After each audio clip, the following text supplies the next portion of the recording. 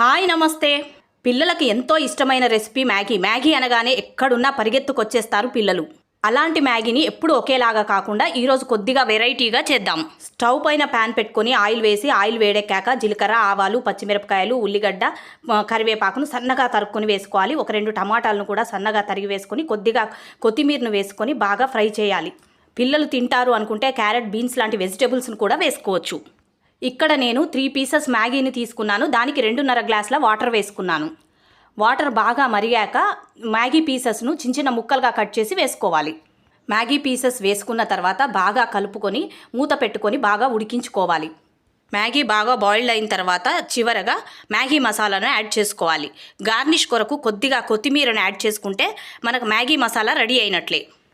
పిల్లల లంచ్ బాక్స్లోకి కానీ ఈవినింగ్ స్నాక్గా కానీ పెట్టామంటే కొంచెం కూడా వదిలిపెట్టకుండా తినేస్తారు. సరే, మరొక మంచి రెసిపీతో మీ ముందుంటాను. Until then bye.